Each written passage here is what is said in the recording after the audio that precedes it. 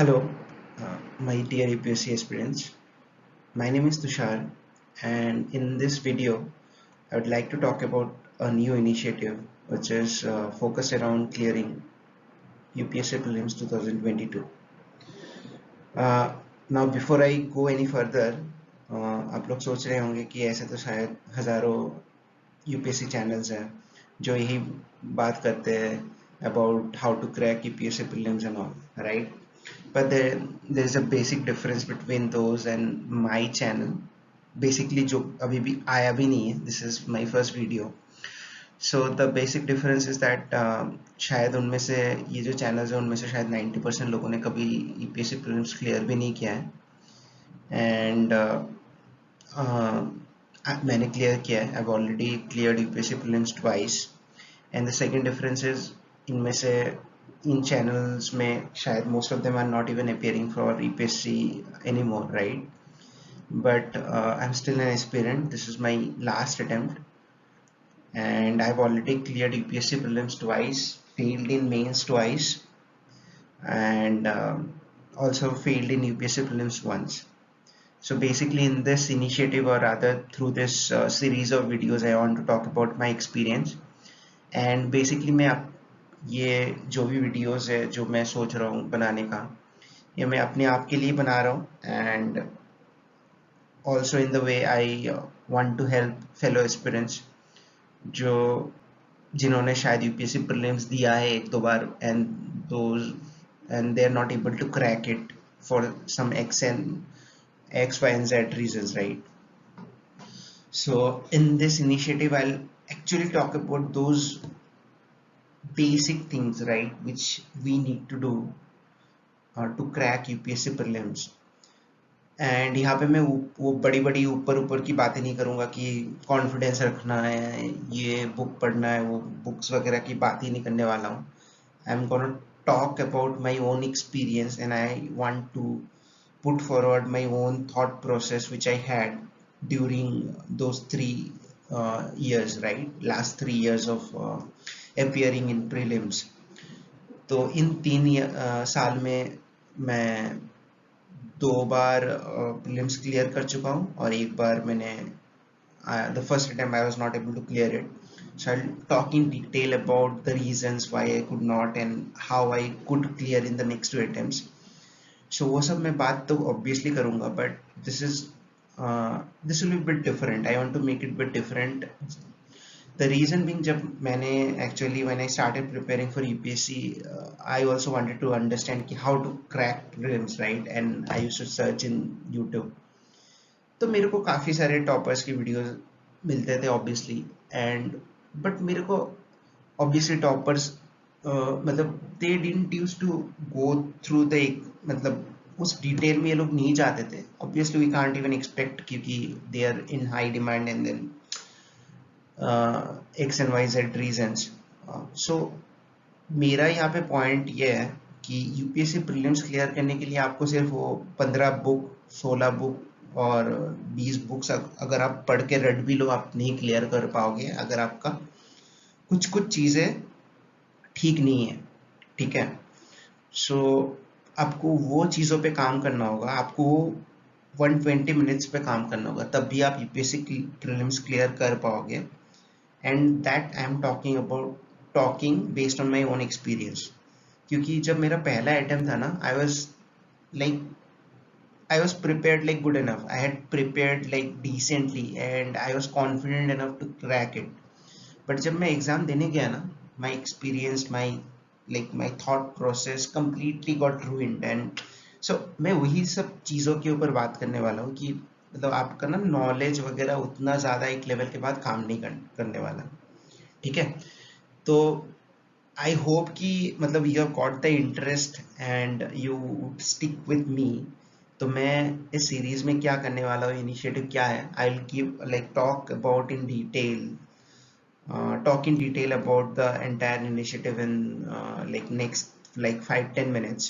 And I'll start with this initiative like probably from tomorrow or today itself.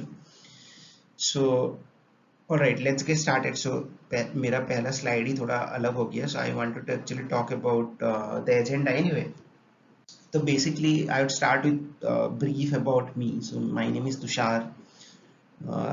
Talking about my educational background, I've done BTech from NIT Silchar, and I've also done my MBA from MDI Gurgaon. So those who are appearing for CAT exams, they know like where does MDI stand.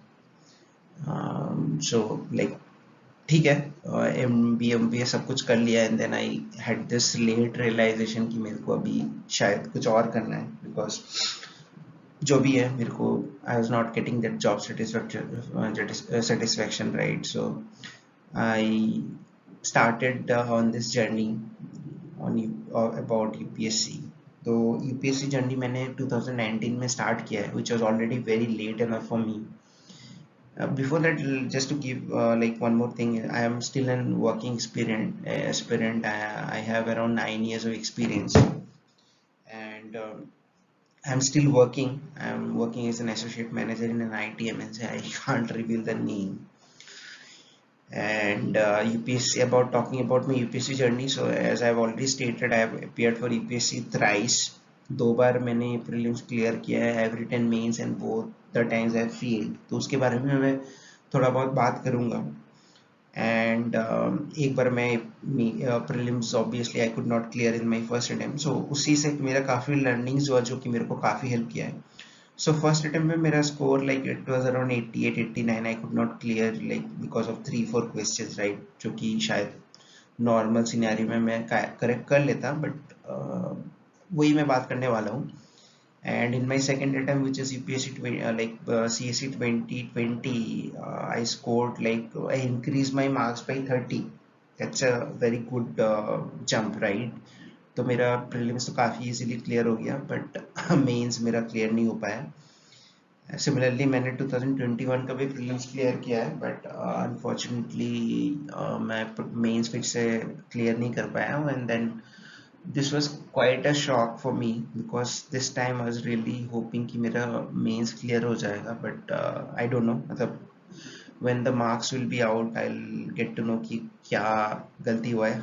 I'm I'm like thinking कि it is because of my performance in essay, because बाकी चीज़ों पे मैंने इस बार थोड़ा मेहनत ज़्यादा किया था. एंड essay पे to be honest मैंने एक भी essay नहीं लिखा था. एंड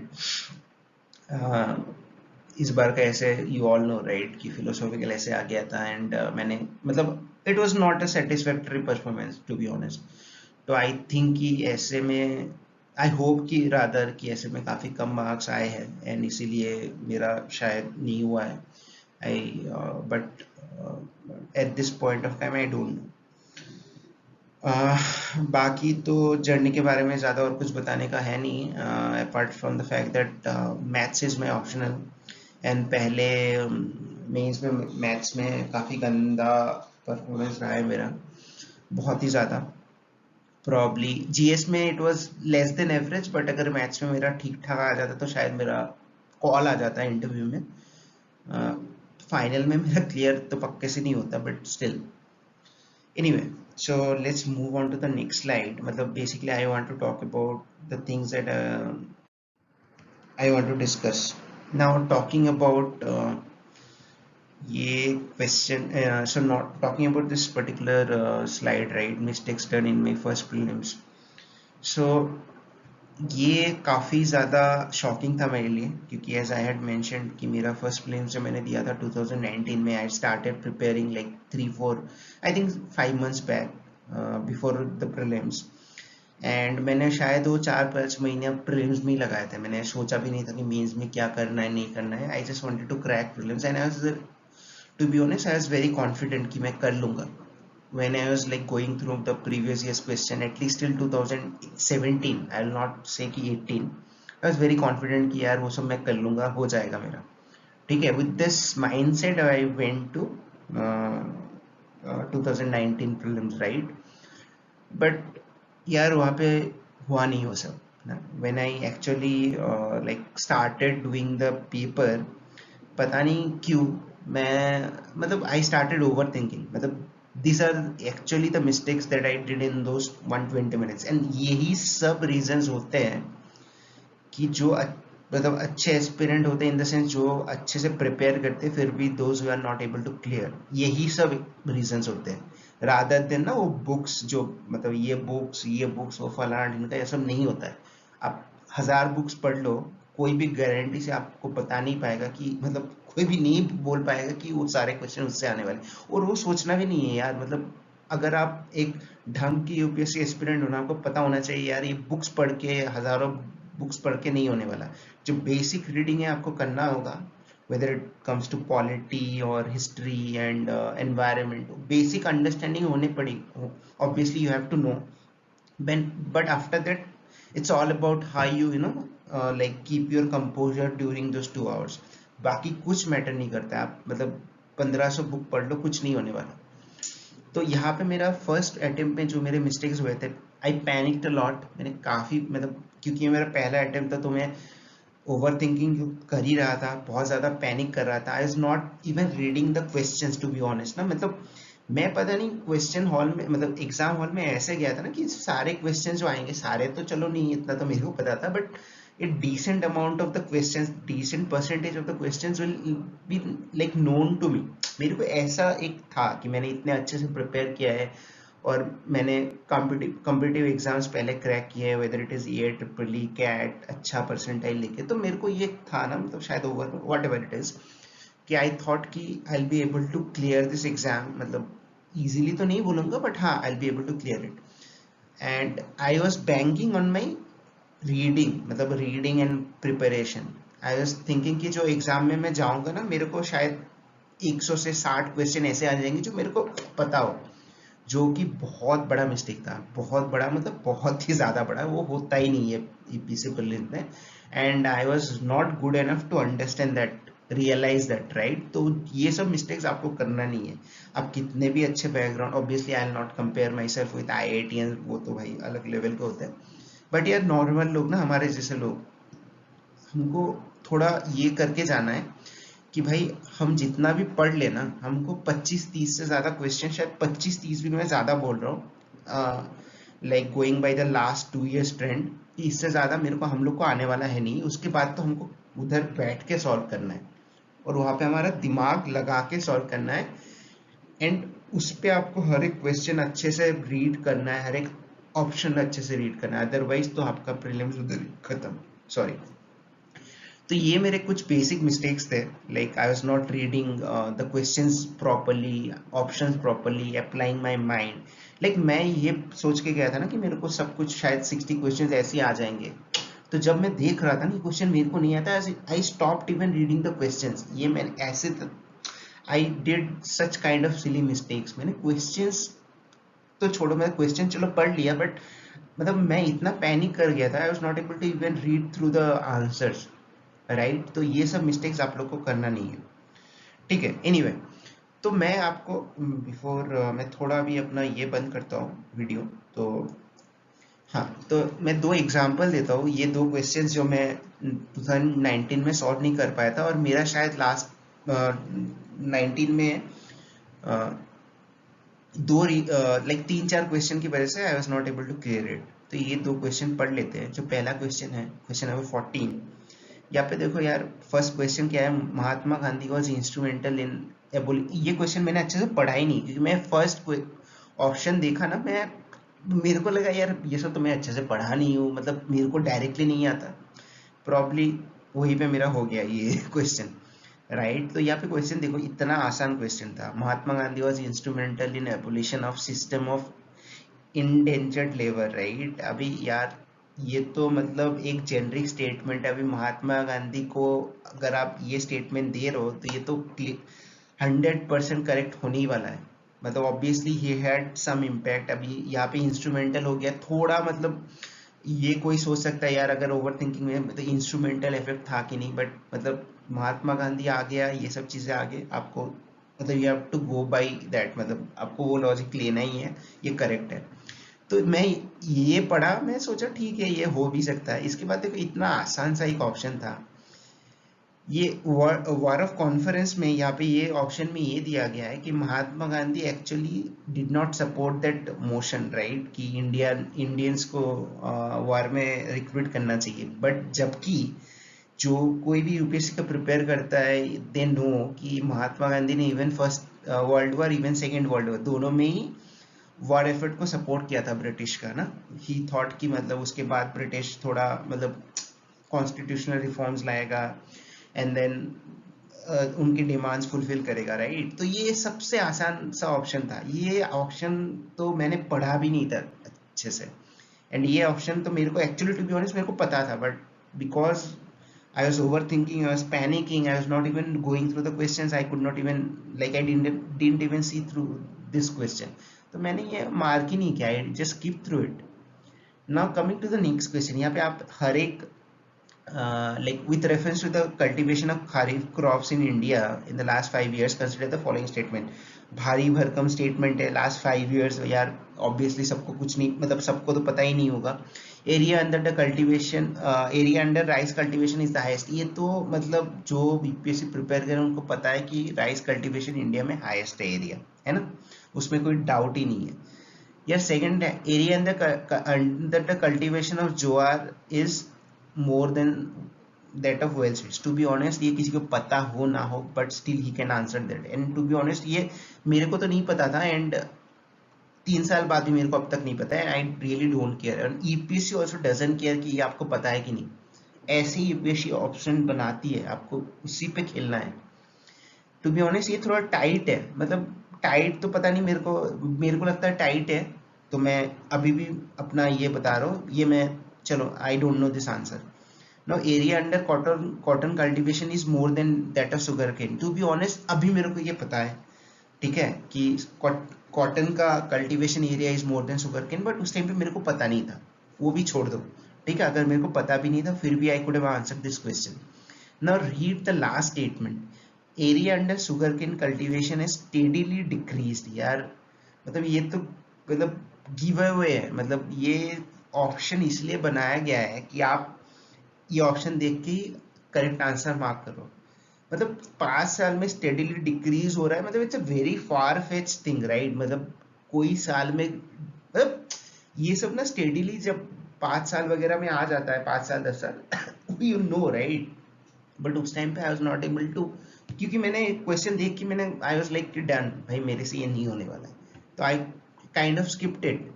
तो ये देखो, ये these are actually the reason जिसके लिए मेरा फर्स्ट प्रीलिम्स नहीं हुआ है। These are the kind of question जो कि मैं आसानी से कर पाता, right. Now going to the next slide, ठीक है। Now I will talk about my marksheets. So basically this is my marksheet of 2020। तो प्रीलिम्स में मेरे को GS1 में 117 मिले थे, जो कि मैंने शायद पहले मेंशन किया था। पेपर 2 में 112 मिले थे, बट टू बी ऑनेस्ट मैं ये 100 मतलब I actually could have scored much more than that. तो सी सेट क्योंकि it's a qualifying paper and मेरा क्वांट थोड़ा मतलब I am pretty confident about my quant part, मैंने कैट वगैरह भी क्लियर किया हुआ है, तो मैं हमेशा क्वांट वाले क्वेश्चंस ही करता था। उसके बाद मैं 6-7 से ज़्यादा मैंने कंप्रीहेंशन कभी भी नहीं किए तीनों साल में। तो उसी में मेरा जो मार्क्स आया ना, मैंने I didn't even attempt like 80 questions, मैं 80 क्वेश्चंस होता है, मैं शायद 60 इस बार तो मतलब 2020 में तो मैंने शायद 60-62 अटेम्प्ट भी किए थे शायद, बट 21 में मैं शायद 48 या 49 ही अटेम्प्ट किए थे। आई वाज लाइक कॉन्फिडेंट कि उसमें से मेरा 42-43 क्वांट का था, तो आई न्यू कि मेरा उसमें से 40-41 करेक्ट होने ही वाले हैं। बाकी क्योंकि मेरे को मन ही नहीं था, क्योंकि टू बी ऑनेस्ट कि मैं थोड़ा ज़्यादा ही सोच रहा था कि मेरा पहला पेपर क्लियर होगा कि नहीं, बट ये सब आप लोग मत करना। तो ये 112 का it could have been easily like 130-40, that is my point. बाकी मेंस का मार्कशीट आप देख पा रहे हो, उसमें ज़्यादा कुछ दिखाने लायक टू बी ऑनेस्ट है नहीं। सिर्फ शायद GS पेपर 4 में मेरा थोड़ा एवरेज या एवब एवरेज मार्क्स थे, बाकी तो मतलब पेपर 1 पेपर 2 वगैरह में मतलब एवरेज से नीचे ही था, नीचे ही बोलूंगा मैं।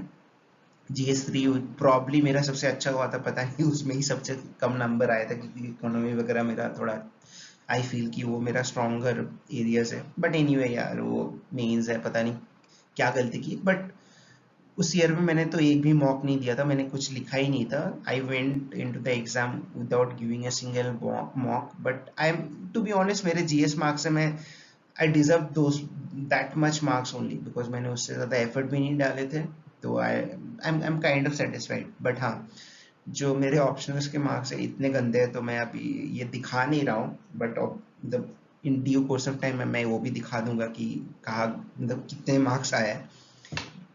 बट इस ईयर का यार मतलब to be honest I was really hope मतलब एक्सपेक्टिंग कि मेरा क्लियर हो जाएगा। जीएस 1 2 3 4 में मैंने टू बी ऐसा नहीं है कि काफ़ी मैंने मॉक्स तो इस बार भी नहीं लिखे थे, मैंने एक अभ्यास का मॉक ही दिया था। बट काफ़ी मैंने वैल्यू एडिशन वगैरह किए थे। इवन मैथ्स भी मेरा काफ़ी अच्छा हुआ था। आई एक्सपेक्टिंग कि 260 70 मेरा आ जाएगा इस बार, शायद इतना आएगा भी। तो आई एम थिंकिंग कि शायद मेरा ऐसे काफ़ी गंदा हुआ है, क्योंकि इस बार का ऐसे थोड़ा टफ था और मैंने ऐसे लिखा भी नहीं था, तो मैं वहाँ पे जाके that was only paper where I was not मतलब मेरे को लगा कि मैंने अंडर परफॉर्म किया है, टू बी ऑनेस्ट, है ना। तो शायद ऐसे में काफ़ी गंदा परफॉर्म किया है, या GS 1 2 3 4 you never know right, मतलब this are very subjective papers यार। मतलब तो मैं मेंस के बारे में ज़्यादा बात भी नहीं करूँगा, I am not fit enough to talk about mains, right. तो आई टॉक अबाउट ये इनिशिएटिव, रादर ये इनिशिएटिव वगैरह कुछ नहीं है, इसमें आपको पैसे वगैरह कुछ नहीं देना है। मतलब basically why I am doing this initiative, right. तो इस साल का जब मेंस का रिजल्ट आया, I was like very upset, and last 1 महीने से I am not able to concentrate. तो अचानक से मेरे दिमाग में आया, अरे यार, तो मैंने प्रीलिम्स में 2 बार क्लियर किया है, तो ऑब्वियसली इस बार भी मैं होपफुल हूँ कि मैं क्लियर कर लूँगा अगर मैं दूँ। तो एक बार व्हाई नॉट कि स्टार्ट डूइंग समथिंग जिसमें मैं भी इन्वॉल्व रहूँ यूपीएससी के साथ, एंड मतलब इस जर्नी के साथ, एंड मैं भी if possible like I can help some other people as well, right? So that was my biggest motivation about starting this initiative, right? That's my biggest motivation, to be honest. So apart from like helping me, I also want to help some of you, अगर किसी को भी मैं help कर पाऊँ। तो यहाँ पे ना हम लोग वो बुक लिस्ट वगैरह ये सब कुछ भी बात नहीं करेंगे, ये बीटिंग अराउंड द बुश, मतलब ये ऊपर ऊपर से ना ये कर लो प्रीलिम्स हो जाएगा, प्रीलिम्स में कॉन्फिडेंट होके जाना चाहिए, ये सब नहीं होता है भाई। मैं फर्स्ट ईयर भी कॉन्फिडेंट ही था, still I could not clear, जबकि मेरे पास उतना ही नॉलेज शायद था, शायद थोड़ा अभी ज़्यादा है, बट यार मतलब I had decent amount of knowledge to crack prelims that year, but I could not, right? तो कुछ तो रीजन है ऐसे, हम मेरे जैसे हजारों लोग हैं जो इतना नॉलेज होने के बाद भी नहीं कर पाते हैं, and there are some basic reasons. तो मैं उसी चीज़ों पे स्ट्रेस करूंगा, और यहाँ पे ना मैं मतलब मेरा इनिशिएटिव इसलिए डिफरेंट होगा क्योंकि I will go through each of the last 300 question जो कि लास्ट 3 years में आए हैं, and I talk through my own thought process, जो उस टाइम पे ना मैं उस टाइम पे क्या सोच रहा था in the last 3 years in each of those questions. तो ताकि ना आप लोगों को एक काफ़ी डिसेंट आइडिया हो जाएगा कि एग्ज़ाम हॉल में कैसा थिंकिंग होता है, कैसे आप लोग को उस थिंकिंग के ऊपर का मतलब you have to like maintain balance, and then you have to go for the option, right. तो काफ़ी इंपॉर्टेंट होता है, मतलब I feel the most important part of cracking prelims is how you maintain or your composure in those 120 minutes. That's the most important in बाकी मतलब obviously यार मतलब आप कुछ पढ़ के नहीं जाओगे तो आप कभी भी नहीं क्लियर कर पाओगे, बट अगर if you're a decent aspirant जो मेहनत किया है, मतलब बेसिक बुक रीडिंग मॉक्स वगैरह दिया है, उसके बाद आपका ना वो 120 मिनट्स बहुत ज़्यादा इंपॉर्टेंट हो जाता है, वही सबसे ज़्यादा इंपॉर्टेंट होता है। And not only those 120 minutes, उसके पहले आप कैसे अपने माइंड को प्रिपेयर करके जाते हो ना कि उस 120 मिनट में मैं क्या करने वाला हूँ, ठीक है। तो यार मैं अपना reason of failure in the first attempt, जो कि मैंने थोड़ा बहुत बात किया, टॉक इन डिटेल की मैं क्यों नहीं कर पाया। Obviously when I go through each of those questions of 2019 you will also understand कि मैं क्यों क्लियर नहीं कर पाया, क्योंकि I was so close, मेरा और 2 3 क्वेश्चन शायद करेक्ट हो जाते तो मैं क्लियर कर लेता। And one more very important thing which I want to highlight is like why mocks don't matter at all। मतलब ना mocks के marks मतलब not mocks के marks, बेसिकली मैं मेरे अभ्यास के मार्क्स भी दिखाऊंगा 2020-21 के।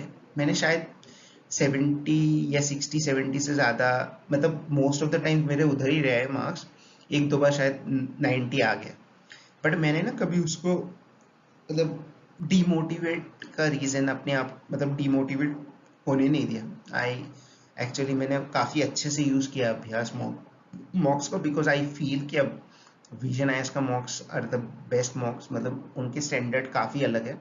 एंड मैं किसी को प्रमोट तो ऑब्वियसली नहीं कर रहा हूँ, just like my own experience. And मैंने इस बार भी अभ्यास मॉक लिया है, एंड मैंने एक दे भी दिया है। इस बार तो चलो मेरे 90 के ऊपर आ गया। आई फील कि काफ़ी अच्छा स्कोर है, मतलब जो मेरे को परसेंटाइल दिखा है। ठीक है, तो मॉक्स का मार्क्स ज़्यादा मैटर नहीं करते, मैं दिखाऊंगा भी। And what is the reason यार, मतलब कुछ कुछ ऐसे लोग हैं ना 10-12 दिन प्रीलिम्स के लिए प्रिपेयर करके निकाल देते हैं। देर आर ऐसे लेजेंड्स होते हैं, and there should be some reason, right? मतलब कुछ तो होगा ना उनके उनमें कि क्यों करते हैं, मतलब देयर आर रीजंस। मतलब मैं ऑब्वियसली उनके जैसा लेजेंड नहीं हूँ, but going by my last 2 years experience, I want to talk about it. What are the most important things to do and improve, चलो वही सब चीज़ें होगी। How to utilise mocks, that's very important. मतलब मैं जैसे बोल रहा था ना, मॉक्स के मार्क्स मैटर नहीं करते, बट मॉक्स मैटर करते हैं ऑब्वियसली। मैंने 2020 और 21 में शायद 60-70 से ज़्यादा मॉक्स दिए हैं। मैंने मॉक्स के मार्क्स को तो शायद अच्छे से देखा भी नहीं है। मेरा मॉक खत्म होता था, I use to go through like answer देखो कि कौन सा करेक्ट है, नहीं है, वही मेरा था। मार्क्स तो मैं देखता भी नहीं था टू बी ऑनेस्ट, क्योंकि मेरे को ये भी नहीं करते थे, मैटर भी नहीं करते थे। और एक जो भी चीज़ है कि एज आई सेड, मैं 300 questions I go through one by one, and I want to share my thought process जो मेरा 2019 में था, 20 में था, 21 में था। ये and believe me, this will actually help you. यही सबसे ज़्यादा मैटर करता है यार। आप लोग वो 120 मिनट पे क्या सोच रहे हो, बाकी तो ऑब्वियसली पहले का प्रिपरेशन कुछ एक मतलब मैटर करता है ऑब्वियसली, बट यार आप जितना भी प्रिपेयर कर लो ना, मतलब अगर आप वो 120 मिनट पे आपका दिमाग ठीक तरीके से बैलेंस नहीं है ना, नहीं होगा, नहीं होने वाला प्रीलिम्स भाई, नहीं होने वाला। Specially going by the last 1 or 2 years paper, यार ऐसे क्वेश्चन आते हैं ना जो कि सुने भी नहीं है, मतलब। और मैं ये अपने एक्सपीरियंस से नहीं बता रहा हूँ, आप प्रीलिम्स जिन्होंने क्लियर किया ना, मैं आप लोग 70% लोग ऐसे होंगे उन्होंने भी वो सब क्वेश्चन सुने भी नहीं है, but still they are able to clear those, like mark those answers, right right, तो कुछ तो होगा ना। तो वही, ठीक है। बाकी रोड मैप हम बनाने का ट्राई करेंगे, और ये इनिशिएटिव में नेक्स्ट क्या होने वाला है, नेक्स्ट स्टेप्स वही रोड मैप डिफाइन करेंगे कि आई वांट टू कम, मतलब मैं ऐसे वीडियोस लाने वाला हूँ like 15-20 questions each in each video, last 3 years के क्वेश्चंस।